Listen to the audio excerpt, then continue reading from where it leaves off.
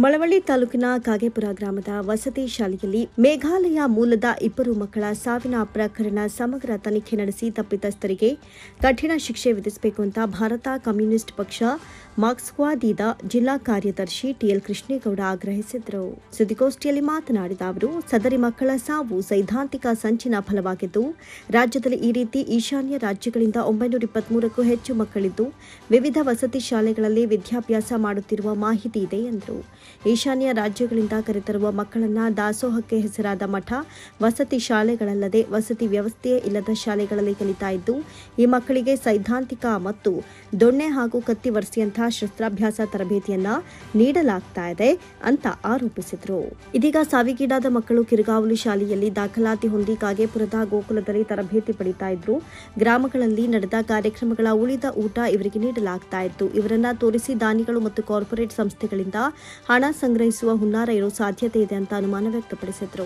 ಗೋಕುಲ ವಿದ್ಯಾಸಂಸ್ಥೆ ಅಲ್ಲಿ ಸಂಭವಿಸಿರ್ತಕ್ಕಂಥ ಘಟನೆಯಲ್ಲಿ ಮೇಘಾಲಯದ 2 ವಿದ್ಯಾರ್ಥಿಗಳು ಮರಣ ಹೊಂದಿದ್ದಾರೆ.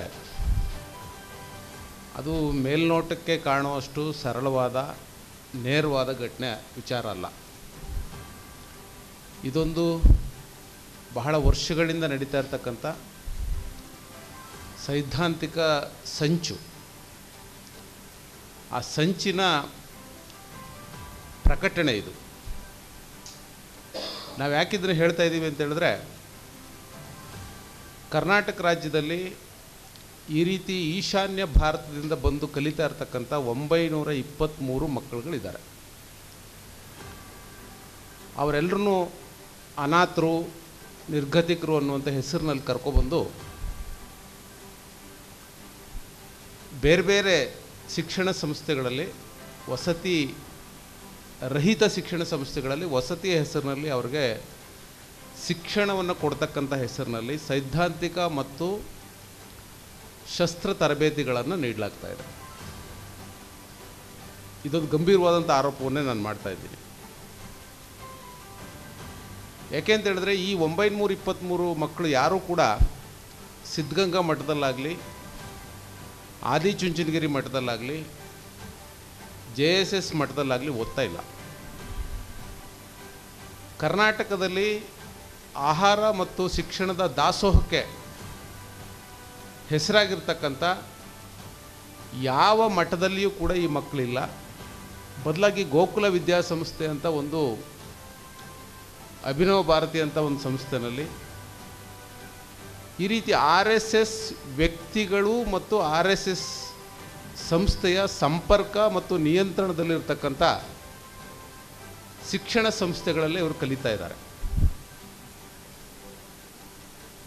ಯಾಕೆ ಇವರು ಇಲ್ಲೇ ಕಲಿತಾ ಇದ್ದಾರೆ? ಏನು ಉದ್ದೇಶ ಇದು?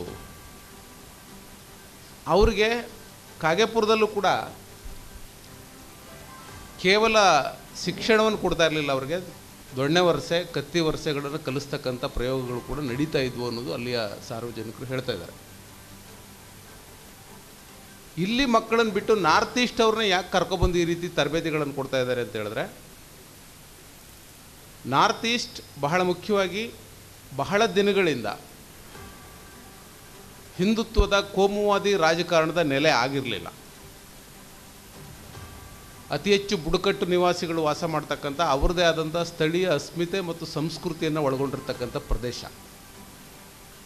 ಅಲ್ಲಿ ಹಿಂದುತ್ವ ರಾಜಕಾರಣವನ್ನು ನಾಟಿ ಮಾಡಬೇಕು, ಕೋಮು ಗಲಭೆಗಳನ್ನು ಸೃಷ್ಟಿ ಮಾಡಬೇಕು, ಆ ಮುಖಾಂತರ ಇಡೀ ದೇಶವನ್ನು ಒಂದು ಫ್ಯಾಸಿಸ್ಟ್ ದೇಶವನ್ನಾಗಿ ಪರಿವರ್ತನೆ ಮಾಡಲಿಕ್ಕೆ ಇರ್ತಕ್ಕಂಥ ಹಿಂದುತ್ವ ಶಕ್ತಿಗಳ ಅಜೆಂಡಾದ ಭಾಗವಾಗಿ ನಾರ್ತ್ ಈಸ್ಟಿಂದ ಮಕ್ಕಳನ್ನ ಕರ್ಕೊಬಂದು ಇಲ್ಲಿ ತರಬೇತಿಗಳನ್ನು ಕೊಡ್ತಕ್ಕಂಥ ಕೆಲಸವನ್ನು ಮಾಡ್ತಾ ಇದ್ದಾರೆ.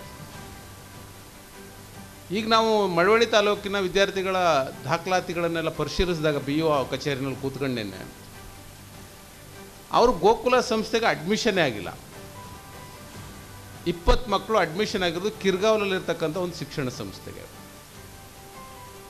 ಅವರೇನು ಅನಾಥ ಮಕ್ಕಳಲ್ಲ, ಅವ್ರಿಗೆಲ್ರಿಗೂ ಸ್ಯಾಟ್ಸ್ ಇದೆ. ಅಂದರೆ ರಾಜ್ಯ ಸರ್ಕಾರ ನಿರ್ವಹಿಸಿರ್ತಕ್ಕಂಥ ಒಂದು ಸರ್ಕಾರಿ ದಾಖಲೆಗಳಿದ್ದಾವೆ. ಕೆಲವರು ದಾವಣಗೆರೆ ಕಡೆಯಿಂದ ಈ ಕಡೆ ಶಿಫ್ಟ್ ಆಗಿದ್ದಾರೆ, ಕೆಲವರು ನಾರ್ತ್ ಈಸ್ಟಿಂದ ಶಿಫ್ಟ್ ಆಗಿದ್ದಾರೆ. ಇದ್ರ ಬಗ್ಗೆ ಆಳವಾದಂಥ ತನಿಖೆ ಮಾಡ್ತೀವಿ ಅಂತೇಳಿ BO ಅವರು ಕೂಡ ಹೇಳಿದ್ದಾರೆ. ಆದರೆ ಇದು ಅಷ್ಟು ಸರಳ ಅಲ್ಲ. ಯಾಕೆ ಈ ಮಕ್ಕಳುಗಳನ್ನು ಈ ಶಿಕ್ಷಣ ಸಂಸ್ಥೆಗಳು ತಂದು ನಡೆಸ್ತಾ ಇದ್ದಾರೆ, ಇವ್ರ ಹಿಂದೆ ಇರತಕ್ಕಂಥ ಹುನ್ನಾರ ಏನು, ಅಜೆಂಡಾ ಏನು ಅನ್ನೋವಂಥದ್ದನ್ನು ರಾಜ್ಯ ಸರ್ಕಾರ ಬಯಲು ಮಾಡಬೇಕು. CPIM ಪಕ್ಷ ಇದನ್ನು ಬಯಲು ಮಾಡಬೇಕು. ತಪ್ಪಿತಸ್ಥರಿಗೆ ಕಠಿಣಾತಿ ಕಠಿಣ ಶಿಕ್ಷೆಯನ್ನು ಕೊಡಬೇಕು ಅಂತೇಳಿ ನಾವು ಒತ್ತಾಯಿಸ್ತಾ ಇದ್ದೀವಿ. ಸುದ್ದಿಗೋಷ್ಠಿಯಲ್ಲಿ ಕಾರ್ಯದರ್ಶಿ ಮಂಡಳಿ ಸದಸ್ಯರುಗಳಾದ ಭರತ್ರಾಜ್ NL, ಸಿ ಕುಮಾರಿ, ಸುಶೀಲಾ, ಹನುಮೇಶ್ ಹಾಜರಿದ್ದರು.